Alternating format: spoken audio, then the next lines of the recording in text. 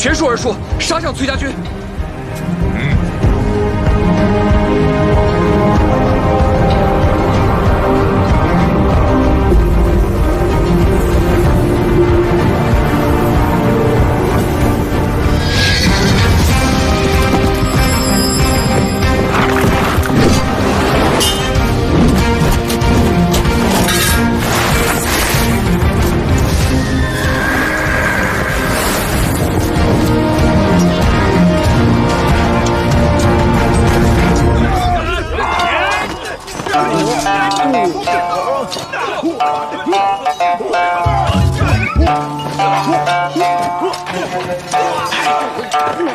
你俩在这打什么呀？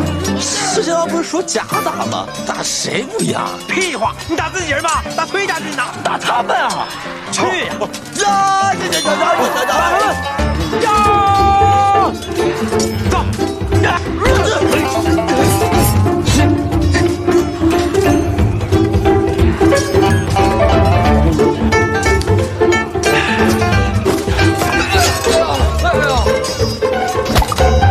哎呦！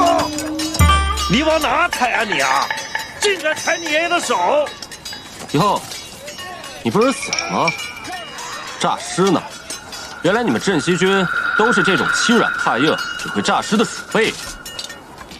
臭小子，看爷爷今天怎么收拾你！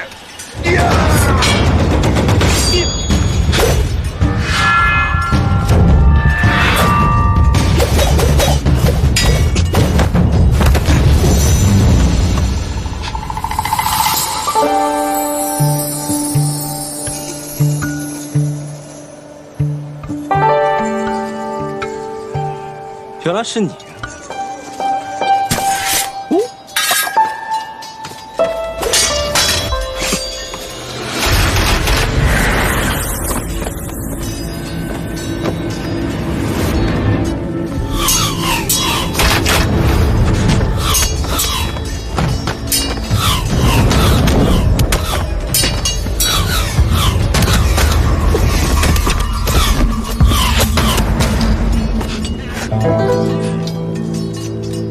我可又救了你一次啊！好，那我就还你一次。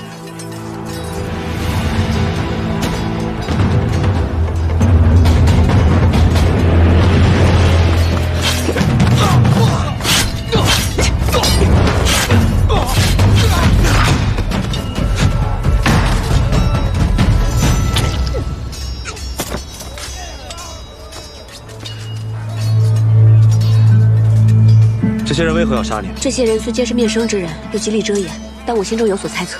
十七郎，没事吧？受伤了？姓崔的，不是说好了假打吗？怎么回事？我看交战到这儿差不多了，走。报！如何？事后来报，镇西军已击溃崔家军，崔公子负伤，崔家军后撤30里，重新列阵。镇西军虽胜，但损伤惨重，元帅李逆腿部中枪，已被抬回军中。好，副将军，都说这个李逆狡诈，崔家军勇武，我看不过如此嘛。不如让我带兵各个击破，好向大都督报喜。什么？哎，我答应了李逆，只要他击败崔家军，便送他半城粮草，允许他绕洛阳而过。什么？你给他粮草，你还让他绕城而过？你这要造反了你！你懂什么？洛阳乃是东都，地势人心，非同寻常。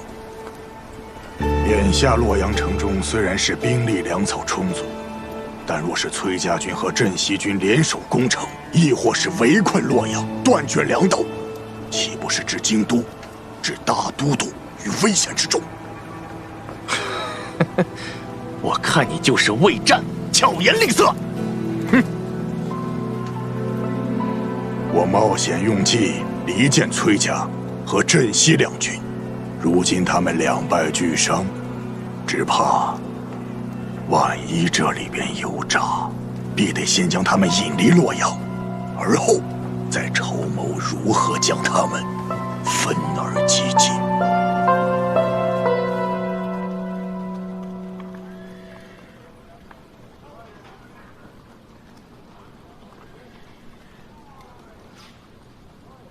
疼吧？不疼，就是蹭到了。阿莹，你怎么受伤了？公子，没事儿，我没受伤。没有伤到就好。公子，崔家军的人，有人想杀我。不对，刚才我戴着面具，他们以为我是你。是有人想杀你。那你觉得是何人所为？崔家军中的人，能一直这样不遗余力地针对你我，还能有谁呢？看来这个崔丽隐忍多年，终究是忍不住了。公子放心，我会有办法，让他掀不起风浪来。石七郎，哟，石七郎，今儿叫我来，不喝酒了，改喝茶了？以茶代酒，浅饮几杯。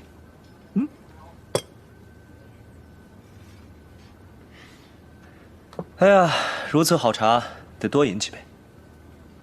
不对呀，你今天怎么那么开心啊？有喜事儿？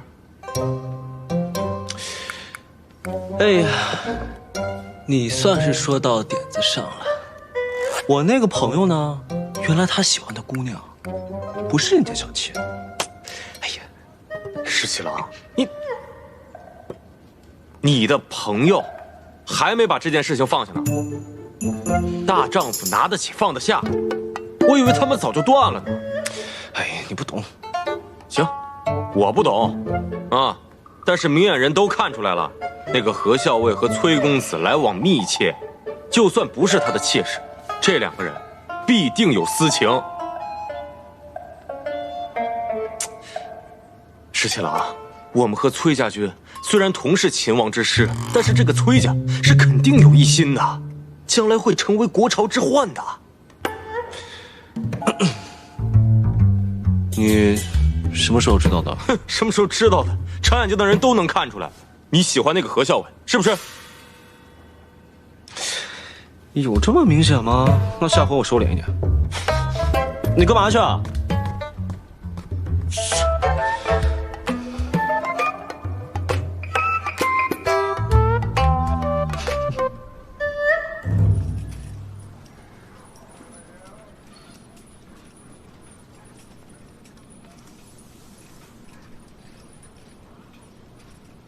小伟，吃饭啦！吃饭啦！桃子，帮我把最毒的毒药拿来，沾唇即死的那种。你要毒药做什么？去拿来就是了。哦，行，我这就去。毒药。哎呀，最毒的毒药。怎么，何校尉知道我来了，想杀我灭口啊？皇孙受了伤，不在营中休养，到我这来做什么？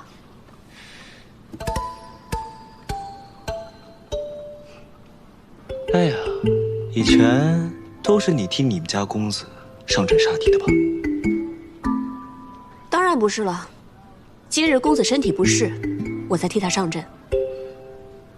哦，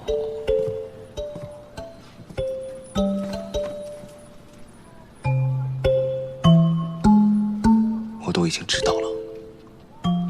知道什么？我知道了你的身份。知道我什么身份？我知道你的身份其实是……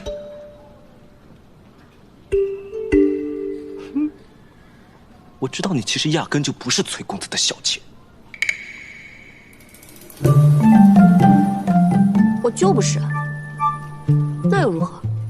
哼，你这个满口谎言的小骗子！啊，跟你商量个事啊，如果我抓到郑国公，洛阳就归我，如何？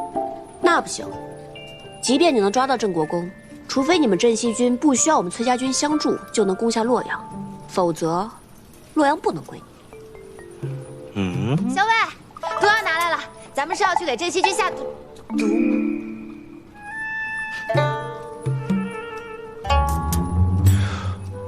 回头再跟你聊聊这件事。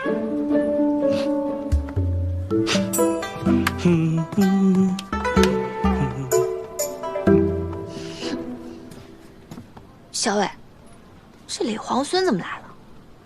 他跟你说什么了？怎么还有以后再说？你以前有什么事情都不瞒着我，现在都不告诉我了。这毒药还用吗？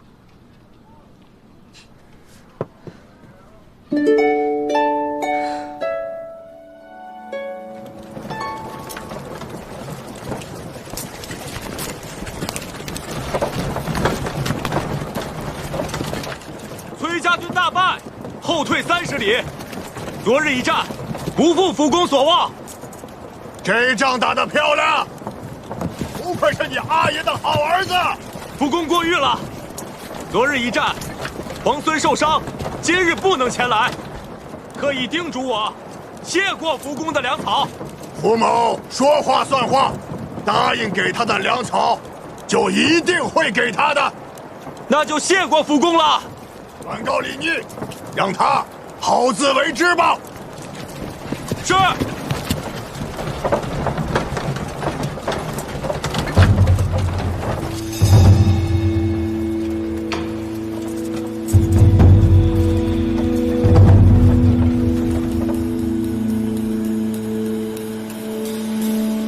石七郎，这不是服务员答应给咱们的粮食吗？咱们干嘛还在这儿埋伏？待会儿我给大家变一个戏法瞧瞧。什么戏法？就从这粮食里面，给你们变一个郑国公出来。啊？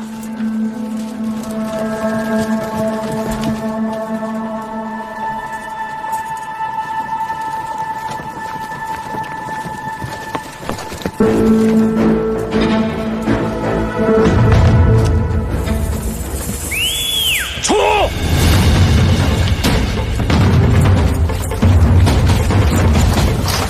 出来！快！别上来！出来啊！出来！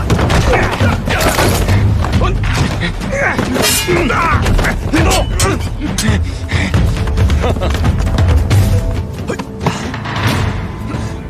裴将军啊，这够吃多长时间啊？够吃一阵了。这还抓到一条大鱼呢！这下洛阳城啊，稳妥了。这就是孙敬的小舅子，郑国公是吧？啊，哎，长得也不咋好看呀。就是啊，那孙敬的老婆长得肯定也不好看。哎呀，我还没见过国公这样的大官。这甲不错呀，不错呀。这样的大官就义道，竟然嗷嗷的哭。洛阳城的亲贵子弟躲在这个粮车上想偷袭我们，还是我们石七郎神机妙算，把他们逮了个正着。既然已经抓了郑国公，那么这洛阳城就等于是在我们手上了。是啊，太好了，太好了。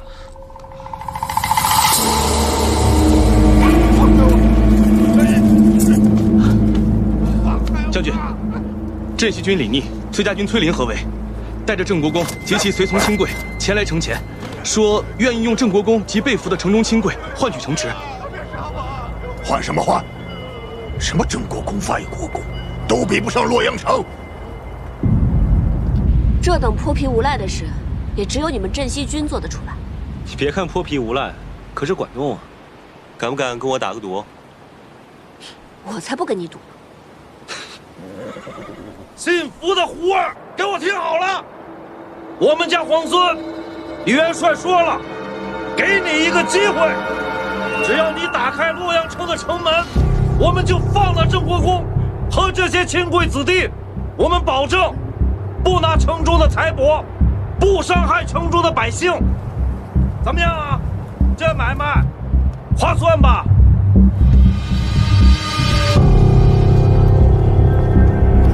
郑国公可是孙敬的内弟，你要是不救他，孙敬那个大都督是不会放过你的。你还不如……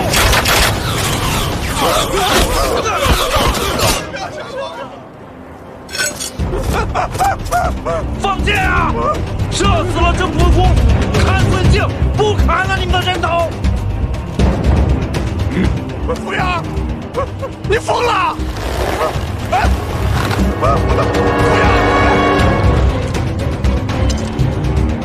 傅阳，别你放啊！别！放啊！傅阳，别啊！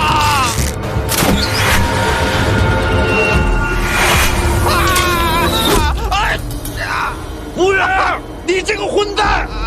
服务员，你给我放死之后呢？城里的千万人可都看着呢，大都不会放过你的。剑法不错呀，要是再偏一点，射中郑国公的心口，那可就不好用了。我已经派人进攻瀛州，不能再让崔乙那个老儿坐享清福了。哼！大都督好一招围魏救赵啊！如此，崔家军必得放弃洛阳，持救瀛州，就剩下镇西军，孤掌难鸣，叫好各个击破。传话给福元，郑国公贪功误国，死不足惜，叫他不要顾虑，坚守洛阳为上。是。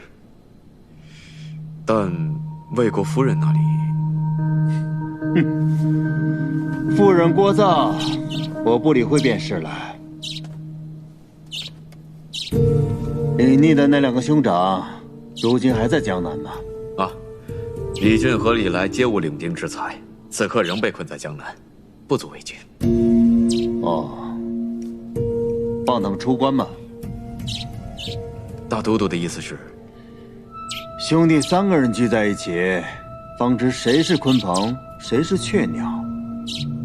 那2个雀鸟，怎么会眼睁睁看着自己的兄弟展翅高飞呢？大都督妙计，自古以来便不缺兄弟戏强之时，这李逆也该尝尝各种滋味了。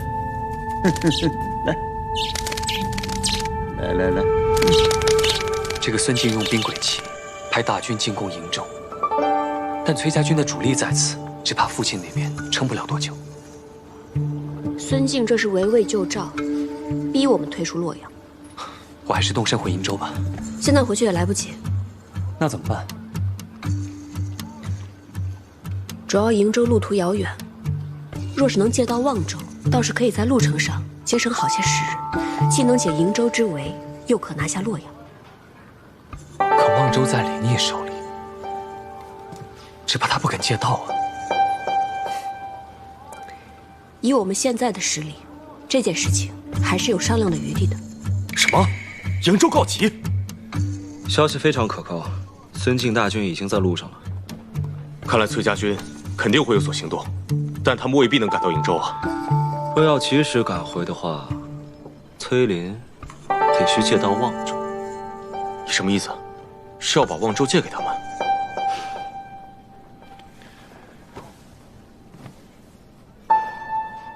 我等他们来还。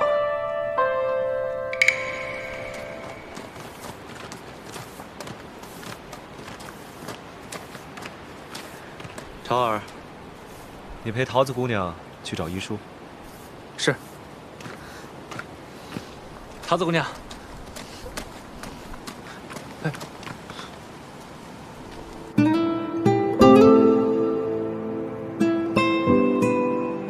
东都之壮阔，唯登高可见。俯视洛阳川，茫茫走胡兵。